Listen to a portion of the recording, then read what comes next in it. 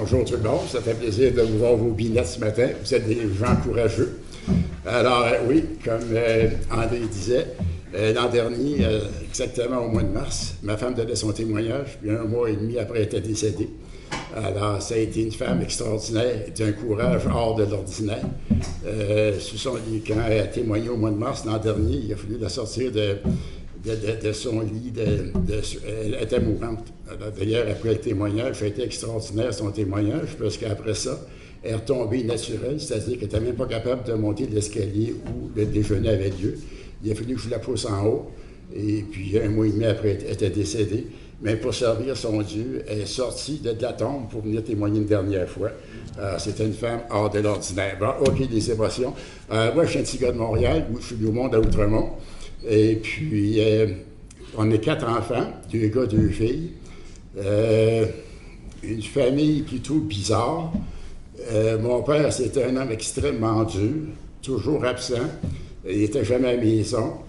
Il répétait jamais 2 fois la même chose. J'avais peur de mon père, ma sœur avait peur de mon père, ma mère avait peur de son mari. Alors, vous pouvez voir les sortes d'autorité qu'il y avait. Il répétait jamais 2 fois la même chose. Il ne nous a jamais touchés. Je ne dirais pas menti s'il nous avait touchés, mais c'était pas facile. Puis du côté de ma mère, elle, c'était les Dugas. Moi, c'est un Archambault, elle, c'est une Dugas. Alors, pour ma mère, les Archambault, ça ne vaut pas grand-chose. C'est des hommes d'affaires, elle vient de 7-8 générations d'avocats, de politiciens, puis de juges, puis ainsi de suite. Alors, ça n'a jamais marché entre mon père et ma mère, évidemment. Alors, mon père n'était pas là. Ma mère prenait un coup, assez solide, merci. Elle ne s'occupait pas de nous autres. Elle avait dit à Terry, qui était ma femme, elle avait dit, moi, elle dit, premièrement, si c'était à revivre, premièrement, je ne me marierais pas. Puis deuxièmement, je n'aurais pas d'enfant. Alors, tu peux voir que tu n'étais pas trop bien. L'amour par chez nous, se faire tes cheveux, là, tu aurais pu être chauve, ça aurait fait pareil. Tu n'aurais pas perdu un cheveu. Et puis, ma mère prenait légèrement un coup. À 11 h le matin, elle dit, j'ai été une bonne fille ce matin. Elle se prenait son petit gin, avec un petit peu d'eau. Il faut être sérieux dans la vie. Là. Elle a un petit peu d'eau, puis on la perdait pour le restant de la journée. Alors, mon père était pas là parce que ma mère prenait un coup. Ma mère prenait un coup parce que mon père n'était pas là. À part ça, ça allait très bien dans la famille. Alors, on s'est élevés, comme ma soeur disait, on s'est élevés nous autres mêmes tout seuls. Ils ne sont jamais occupés de nous autres. Quand j'ai fini le primaire, je m'en allais au secondaire, au Mont-Saint-Louis à Montréal. Et puis, je pensais que je m'en allais le lundi matin à l'école. Mais le soir, en soupant, le dimanche soir, mon père me dit, dépêche-toi de finir de manger, tu rentres pensionnaire de tout à l'heure. Alors, c'est le genre d'avertissement qu'on avait chez nous. C'était des ordres, tu n'avais pas un mot à dire, et ainsi de suite. Alors, ce que ça a fait, c'est que je me suis développé un cœur extrêmement dur, où tu pètes aux frettes, où tu fais face à la musique, tu vas m'en sortir par mes propres forces. Alors, à l'âge de 20 ans, j'ai pris la gérance d'une des compagnies de mon père, qui est une compagnie de transport. Évidemment, il n'y a pas moyen qu'on s'entende. Alors, à 21 ans, je lui ai dit, je t'achète, tu prends chaque mon camp. Alors, je vais l'acheter. On a monté une compagnie de transport qui opérait 5 jours par semaine, 24 heures par jour. C'était un système à peu près unique, pas à peu près, un système unique en Amérique du Nord. Ça allait très, très bien. On avait une maison en banlieue de Montréal, à Lorraine. Moi, j'avais la Mercedes. Ma femme avait la Corvette. On était membre d'un club de tennis, et tout ça. C'était la vie des gens riches et célèbres. Jusqu'en 82. En 82, j'ai eu une faute dans la compagnie. Ça m'a coûté 800 000 $. En 82, 800 000 $, ça doit valoir 7-8 millions aujourd'hui, je suppose. Alors, c'est ce que ma femme appelait une drop sociale. On a lâché la Mercedes puis la Corvette pour s'acheter un petit cavalier usagé et qu'il fallait partir à passer avec un tournevis. Et puis, mais il y a une affaire aussi, c'est que là, mon cœur était rendu tellement dur, tellement pas capable de prendre le conseil de personne. C'était my way or no way, ma façon, mais on était là, c'était comme ça que j'opérais. Alors, cette faillite-là de 800 000 $, ça m'a coûté 800 000 $. La seule chose qu'on a réussi à sauver, c'est la maison à ce moment-là. Dans le 800 000 $, il y avait une autre compagnie qu'on avait vendue 400 000 $, mon frère et moi. On avait chacun 200 000 $ qui nous revenaient, mais à cause des problèmes avec le gouvernement, puis ainsi de suite, avec le temps de la faillite, puis tout ça, je lui dis à mon frère, prends 400 000 $, donne-moi un contrat sous sein privé, et puis quand tout sera réglé, tu me remettras mon 200 000 $. Sauf qu'avec cet argent-là, il s'est parti à un restaurant, puis le restaurant a fait faillite. Alors dans 800 000, il y a 200 000 qui est rendu là aussi. Alors, c'était des épreuves, était rendu avec des problèmes, pas seulement financiers, mais était rendu avec des problèmes familiaux en plus de ça. Alors, ça n'allait pas trop bien. Après ça, j'avais toujours dit que tu juges un homme à hauteur qui a bondi après avoir pris une débarque. J'ai été directeur du journal de Globe and Mail à Montréal, tout le système de distribution de la province de Québec.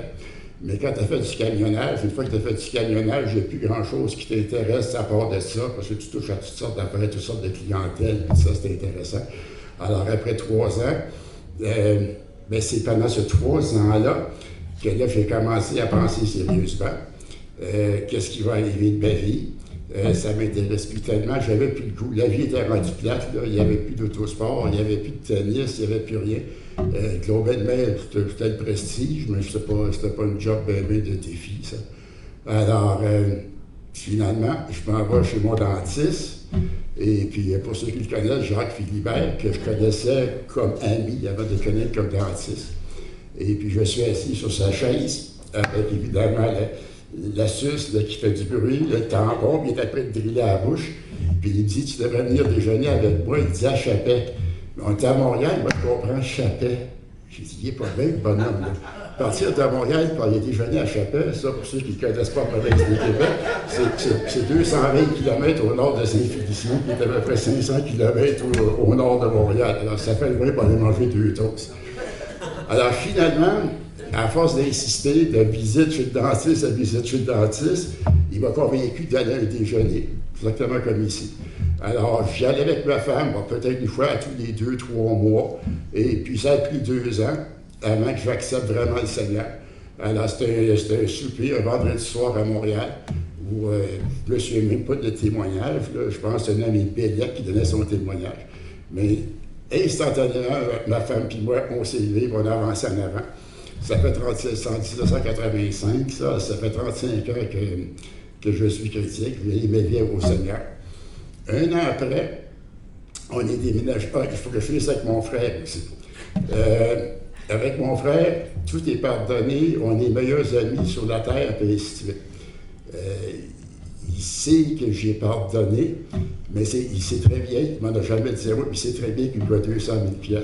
Alors, à toutes les fois que je le vois, qu'on est bien amis ensemble, qu'on a bien du plaisir, puis qu'on joue au tennis ensemble, je suis sûr que mon comportement fait en sorte qu'il doit dire « Hé, monsieur, si je peux trouver 200 000 $, je vais t'y rembourser. » Alors, il n'y a plus aucun ressentiment envers mon frère.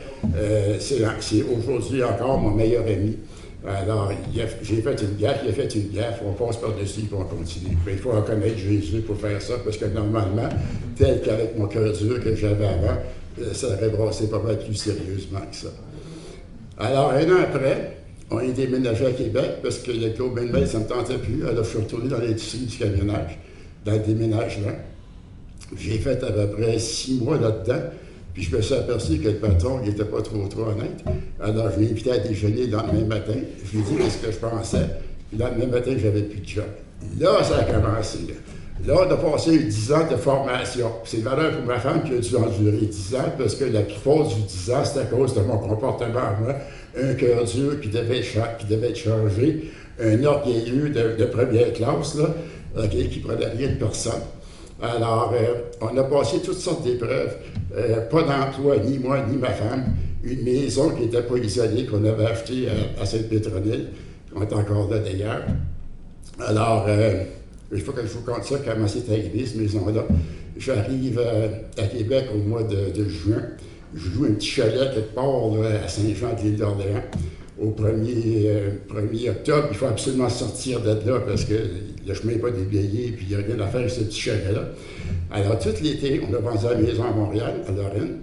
Alors, tout l'été, on faisait le tour du village de Sainte-Pétronille pour avoir aucune maison n'était à vendre cette année-là. On a même engagé un agent d'immeuble pour qu'il aille cogner à certaines portes que les maisons nous plaisaient. Il n'y avait absolument rien à faire, rien. Alors, il fallait qu'on sorte pour le 1er octobre. Le deuxième samedi du mois de septembre, déjeuner chapelle, je m'en vais là, et puis il me demande de donner un mini témoignage. Alors, je me lève, je m'en vais en avant, et puis je leur dis ce que je viens de vous dire. Il n'y a pas de maison à vendre, puis ainsi de suite. Mais ne vous inquiétez-vous pas, là, pour le 1er octobre, on va être situé à Sainte-Pétronille. Bon, je vais dire plus que ça, on va être du côté du fleuve à bord de ça. Je ne vais pas être du côté des montagnes. Je vais voir les bateaux passer. Je vais me rasseoir. Je vais dire, Archambault, tu es dans le groupe, il faut que tu parles, que je pensais, ça n'a pas d'allure, c'est des folies de mec. Le mois prochain, ils vont me piquer dans les tomates dès que je viens ici. Le dimanche d'après, ma femme, ça donne à passer une dernière fois encore autour du village. Il y a un vieux médecin célibataire qui a mis sa pancarte maison à vendre de 2h à 4h. Ma femme est passée à 4h moins quart. Le lendemain, j'ai visité la maison pour l'acheter. Le 1er octobre, on est rentré dans la maison. Ça, c'est le genre de Dieu que je sers. Il est comme ça dans tout, comme ça. Là, on a eu des années d'épreuves. Je suis passé le temps, j'ai subi 5 montages. Et puis, il y a la récupération et tout ça. Alors, dans une maison où l'hiver, il faisait 2 degrés, qu'on se levait le matin parce que c'était pas isolé. Alors, c'était pas tellement confortable. Ça crée évidemment un petit froid qui faisait moins de entre ma femme et moi. Alors, toutes ces épreuves-là, c'est le fer qui frottait le fer. Parce qu'il fallait que ce soit moi surtout qui soit changé. Parce que ceux qui connaissent Terry ici, vous connaissez son comportement. Il était pas mal plus sympathique que le mien, disons. Alors, il fallait que le Seigneur change mon cœur de pierre en cœur de chair. Même le pasteur Aline Bowie me l'avait dit, une fois je t'avais dit, comment ça se fait que tu as le cœur dur comme ça?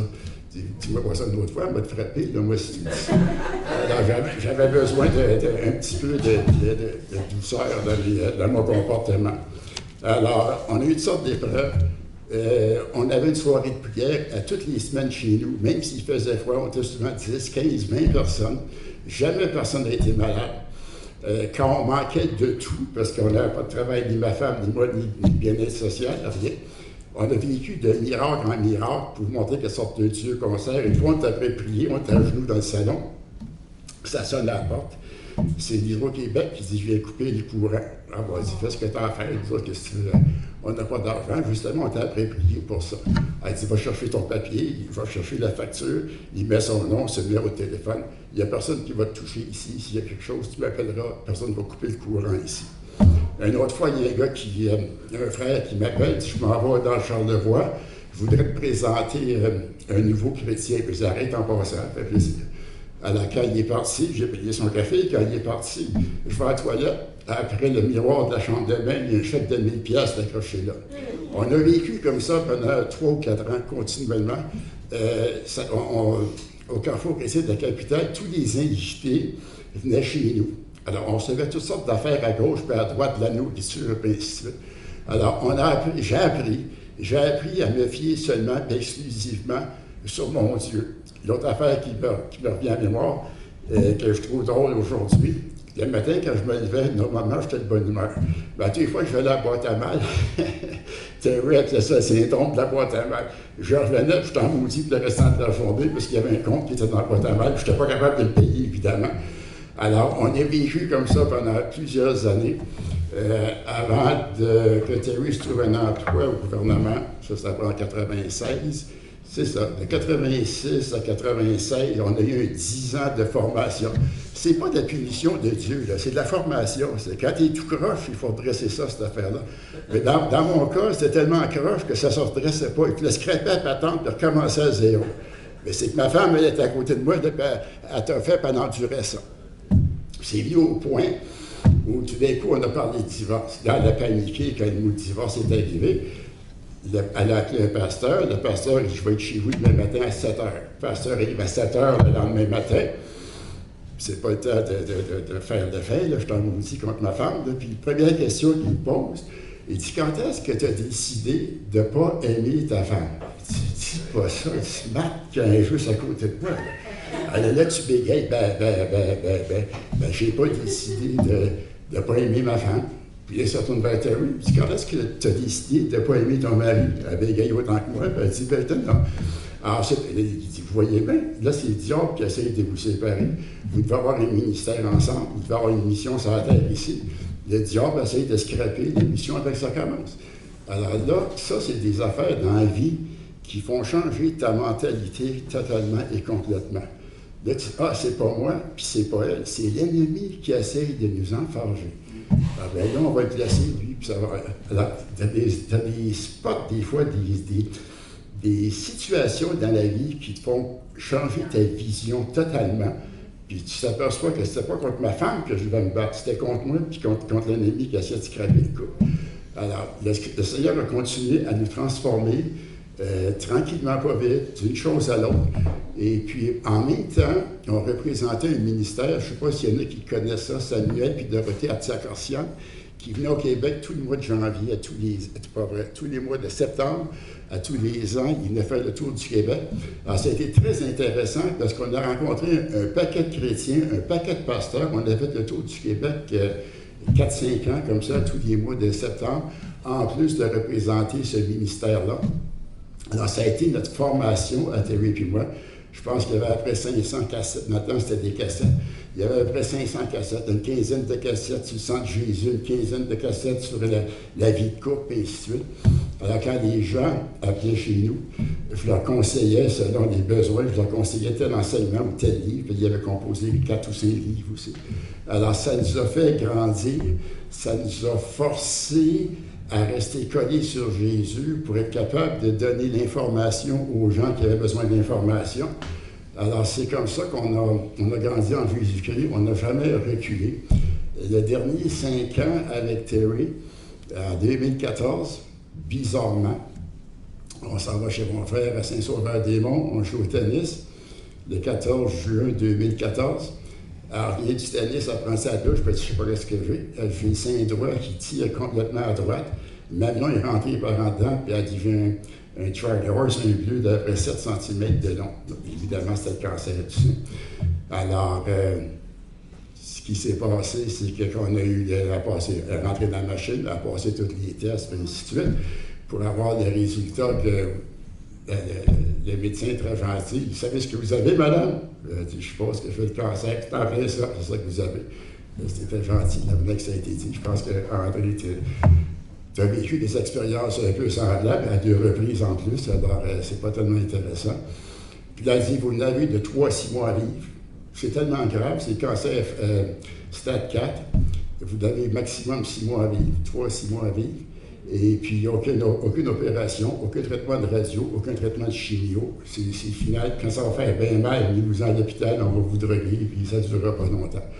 Alors, ici, ça fait 5 ans comme ça, à témoigner un peu partout dans la province de Québec, sa foi, qui était inébranlable. Et puis, ça a été assez spécial parce que quand elle prêchait, quand elle donnait son témoignage, elle avait une onction qui était hors de l'ordinaire. Les gens se convertissaient, les gens changeaient de comportement. Ça a été vraiment spécial comme 5 ans. Et puis l'an dernier, mais au mois de mars, la dernière fois qu'elle a eu son témoignage ici, à Chapelle, et qu'elle est décédée 1 mois plus tard. Mais je voudrais vous dire aussi, quand je parle des affaires extraordinaires que Dieu a faites, qui fait que tu restes collé sur lui. Il y a le père de Terry. Il n'était pas capable d'y parler. Aussitôt que tu commençais à parler de Jésus, lui partait dans sa religion, et puis tu n'étais pas capable de l'arrêter. Là. Il était parti. Là, puis, ma femme avait dit, écoute, s'il faut que tu fasses faire du coma, fais-tu faire du coma, va y parler, ça n'a pas d'allure. Il prêchait, puis il disait la messe dans les églises, puis il faisait le rôle d'un curé. Alors, tout d'un coup, il est malade à l'hôpital, et ainsi de suite, il est dans le coma, il est sur le bord de mourir, et tout ça. Il sort du coma en pleurant, tout énervé, il demande pardon à tout le monde, et ainsi de suite. Il dit, je viens de visiter, Jésus vient de me visiter, puis il dit, inquiète-toi pas, c'est moi qui viens te chercher. Alors, il a demandé pardon à tout le monde. Alors, la prière que Terry avait faite, Jésus, c'est un farceur par vous, hein, mais il prend au sérieux aussi. Et il dit, faites du coma s'il faut. Il avait fait du coma, il a visité. Quand il est sorti de son coma, j'ai vu Jésus. Il a demandé pardon à tout le monde. c'est sûr qu'aujourd'hui, il est au Seigneur. J'en ai meilleur que ça pour vous autres. Il y a peut-être 25 ans, une des soirées de prière chez nous, ma soeur, qui est pasteur à Vancouver, a dit « Claude, c'est toi qui vas emmener papa au salut. » Tant mieux, on n'a pas de relation. Si tu le dis, ça doit être vrai. À peu près 20 ans plus tard, je te reprends du gaz à Saint-Jean-Port-Joli. Terry m'appelle, puis elle me dit « Ton père est à l'hôpital de Saint-Géron, le médecin le déclare est mort. » Bon, OK. Alors, je reviens de Saint-Jean-Port-Joli vers Québec. En m'en venant, je dis au Seigneur, c'est bizarre ça. Je lui dis, c'est toi, c'est sûr, Jésus, c'est pas toi qui as fait une erreur. Ah, ça doit être ma soeur Monique. Les femmes, des fois, c'est émotionnel. Des fois, ça peut être. Gardez vos tabacs pour les autres, les femmes. Là. Alors, j'arrive à Québec, mon frère m'appelle. Il dit, papa, il n'est plus mort. Il dit, puis non, il est-tu mort ou il n'est pas mort? Je ne sais pas qu'est-ce qui se passe. Le médecin, il avait déclaré mort à l'hôpital de Saint-Géron, mais il n'est pas mort. En tout cas, ça a l'air qu'il n'est plus mort. Ben, je dis, il va descendre à Montréal, il va aller voir qu'est-ce que ça a l'air. J'arrive le lendemain, mon père est couché dans son lit, intubé, la tête avancée comme ça. Et puis, j'allais bien correct, comment ça va? Il ne peut pas parler, mais il fait, tu vas là quelque part? Non, puis tout ça. Alors, j'ai dit, écoute, tu peux en faire des farces, là, t'es rendu, c'est le dernier quart de mille. Parce que mon père avait pris son cours, lui, j'ai payé Capucin à Ottawa. Puis, quand il est sorti de là, ça a l'air que la ceinture qu'ils ont, avec des nœuds dedans, c'est pour fouetter la chair, ça. C'était pas tout à fait le style de mon père. Quand c'était rendu là, il a dit, vous êtes trop fou pour moi, je sors de là, voilà. Alors, il voulait rien savoir, tout ça, vu que j'ai témoigné. J'ai essayé, j'ai écrit par... j'avais eu des lettres... l'Ancien Testament, des promesses dans Isaïe, telle affaire, ça s'est réalisé dans Jean, tel, puis ainsi de suite. Seule réaction qu'il y avait eu, de Jésus, c'est le plus grand révolutionnaire que j'avais eu sur la terre, parce qu'il n'est pas donné le salut, ça. En tout cas, ce matin-là, il est arrangé comme ça. Tout d'un coup, quand j'y parle, il se met à pleurer. J'ai jamais vu mon père pleurer, mais ce qui avait de bizarre, c'est qu'il pleurait par en haut. Les larmes montaient, il était arrangé de même, les larmes montaient au lieu de descendre. Il est mort quelques heures après. Alors, je pense que ma soeur avait raison. Ça va prendre un miracle, puis ça a pris un miracle. Le Seigneur l'a ressuscité pour que je puisse l'amener au salut. Aujourd'hui, c'est tout. Alors, c'est le genre de Jésus que je sers depuis 35 ans. C'est un gars que tu peux prier et puis qui répond aux prières. Quand Terry est décédé le 26 mai dernier, c'est évident, ça faisait 44 ans qu'on était ensemble, c'était pas un party pour moi, tu peux arracher les deux bras, ça aurait fait après pareil. Alors, s'il fait beau, à tous les jours, je vais prier sur la plage en bas, en été évidemment. Alors, au mois de 5 mois après ça, j'étais triste, j'étais malheureux, pas capable de vivre tout seul. Le Seigneur, il faut que tu fasses quelque chose. Je vais te demander deux choses. Mais j'ai vu ces deux choses-là. Henri, il ne faut pas qu'il y ait des chrétiens ici. Là. Moi, ça fait quelqu'un de sérieux, puis ça fait longtemps qu'il suit le Seigneur. Puis deuxièmement, il faut qu'elle soit sportive au coton. Alors, il ne va pas qu'il y ait une affaire entre la loterie et tout ça. Le lendemain, je n'ai pas été dans un bar. Le mardi suivant, je peux avoir l'armée du salut pour une soirée de prière. Je n'étais jamais allé là. C'est la première fois que je suis allé à l'armée du salut. Et était une espèce de grande femme qui est là. Vous voyez, ça a des pattes, ça finit plus, cette affaire-là. Alors, vu que je suis très religieux, c'est qu'en 2 chants ou 2 prières, je ne me souviens plus, j'ai mis mon numéro de téléphone, puis je lui ai dit, t'es libre, tu m'appelleras. Alors, le lendemain, elle m'a appelé, elle m'a donné un rendez-vous pour le lundi suivant, parce que les femmes, il ne faut pas tout ça être trop pressé, elles donnent un rendez-vous 5-6 mois, puis tu fais la capelle. Alors, première question, on s'en va au Normandin, première question. Es-tu chrétienne, toi? Ça fait-tu longtemps? Ça fait 28 ans que je suis chrétienne. Wow! 50% de ma demande, ça lui a répondu. Deuxième question, es-tu sportif? Moi, le tennis, j'aime ça. J'étais une maniaque du tennis, c'est mon sport, moi aussi. Et puis, c'est quand j'étais à l'université, mais je jouais au basketball. On a joué au basketball un peu partout aux États-Unis. En Ontario, on s'est ramassé au Maroc pour une vraie athlète. Alors, ça fait 4-5 mois de ça. Et puis, on verra qu'est-ce que le Seigneur veut faire avec tout ça. Mais pour l'instant, disons que tel que je connais mon Jésus, ça sent c'est bon, merci.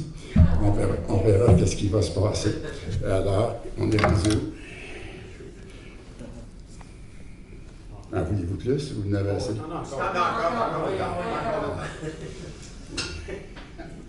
Encore le temps. OK.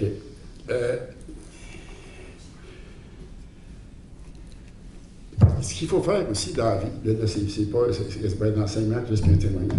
Ce qu'il faut faire aussi dans la vie, c'est s'impliquer. Il faut que tu t'impliques dans quelque chose. Parce que si tu ne t'impliques pas dans quelque chose, tu tombes sur une lutte automatiquement. Il faut que ça te pousse dans le derrière régulièrement. Il ne faut pas que tu aies la chance de. Ben, c'est comme quand tu es dans une rivière, si tu ne nages pas contre le courant, c'est sûr que tu vas descendre.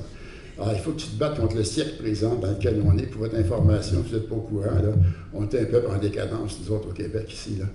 Alors, moi, je trouve que le mouvement Chapec, j'ai été sauvé, moi, par l'entraînement. Tu m'aurais jamais rentré dans une église de ma vie, parce que j'ai été pensionnaire pendant 6 ans. J'ai été à la messe 7 jours par semaine, en latin, s'il vous plaît, à 6 heures le matin, je suppose. Là.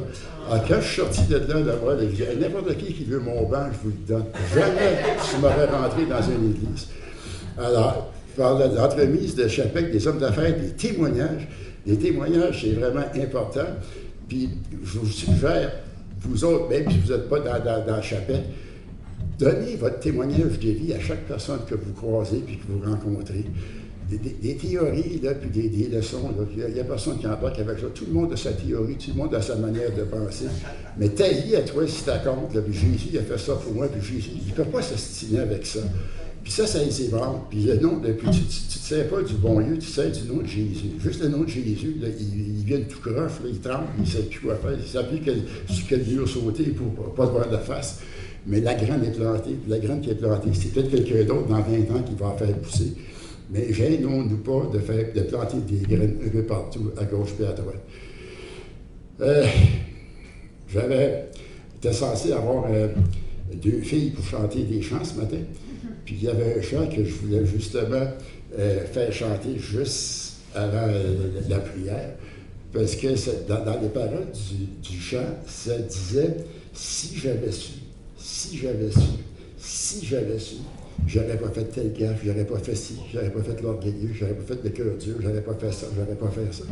Alors, c'est malheureux, là. La personne, elle a la grippe, espérons que c'est pas le virus, là, mais là, elle a un rhume ce matin, elle n'a pas pu se présenter. Mais c'est ça, s'il y en a, je ne sais pas s'il y en a parmi vous ici qui n'ont jamais rencontré Jésus personnellement, mais si j'avais su, là, vous le savez présentement, là, il y a un Jésus qui existe, il y a un Dieu qui existe, c'est un Dieu d'amour. Il est prêt à te prendre tel que tu es, mais il va te changer, par exemple. Puis c'est aussi pire que moi, ça va durer 10 ans avant qu'il fasse du monde avec toi, ou qu'il fasse quelqu'un de respectable avec toi. Mais sinon, si tout le monde a été sauvé ici, je crois que oui. Alors, s'il y a besoin de prière, avec ma femme, il faut que je vous compte ça aussi. Quand ma femme est rentrée à l'hôpital, on était tellement sûrs qu'elle guérirait. Quand elle est morte, j'ai prié sur elle pendant 2h30, ordonnant à la vie de revenir dans son corps. Je ne connais rien là-dedans, peut-être qu'André connaissait plus que moi, des 14, là. Mais 2h30 après, son corps était encore chaud, elle n'était pas bleue, elle n'était pas raide, on avait l'impression qu'elle dormait tout simplement, elle était bien ordinaire, bien relax, Puis là, je me suis dit, Seigneur, c'était tellement évident, c'était tellement sûr qu'on avait encore un ministère à faire pour 15 ans. Ça avait été prophétisé qu'on irait même aux États-Unis pour témoigner de ce que Dieu a fait dans nos vies, puis ainsi de suite. Et puis, le verset que Terry se servait, c'est le verset où Jésus disait à ses apôtres, on traverse de l'autre bord de la gang, préparez-vous. Mais ils ne savaient pas qu'il était pour avoir une tempête épouvantable sur la mer. Mais si Dieu a dit on s'en va de l'autre bord, ça va peut-être brasser, mais on va se rendre de l'autre bord. Alors, Terry ne s'est pas rendu de l'autre bord. Il a témoigné pendant 5 ans qu'on se rendait de l'autre bord. Alors, c'est évident que normalement, j'aurais dû être ébranlé dans ma foi. Mais Dieu est tellement bon que je vais vous donner le verset qu'il m'a donné pour me consoler. Si je me souviens bien, c'est Jean 17, verset 24, où Jésus prie, puis il dit « Père, ceux que tu m'as donnés, je veux les voir avec moi pour qu'ils puissent voir ma gloire. » Alors moi, d'un côté, je demande au Père, laisse-moi terminer encore 15 ans, puis de l'autre côté, tu as Jésus qui dit « Hey Père, je veux montrer ma gloire à Terry. » Jésus a gagné, moi j'ai perdu. Mais Terry, la grande gagnante là-dedans, c'est Terry. Ceux qui sont pires, c'est ceux qui restent. Mais avec le Seigneur, on va s'en sortir encore une autre fois.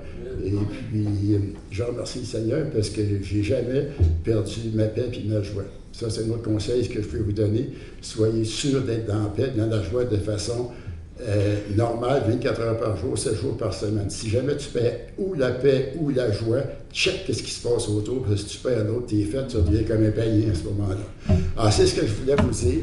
Alors, s'il y en a qui ont besoin de prière, on est rendu là, faites pas. S'il y en a qui ont besoin de prière, évidemment qu'il y a un génie dans la prière qui est là, Mario. Et puis moi, s'il y a besoin de prière. Sinon, ben merci de votre patience. Et puis, que le Seigneur vous bénisse, qu'il vous fasse du bien. Soyez sûrs que Dieu, il a des plans de bonheur et non pas des plans de malheur. Quand il dit tu vas avoir la vie en abondance, ça se peut qu'il y ait des problèmes en abondance, mais l'abondance est plus forte que les problèmes. Amen.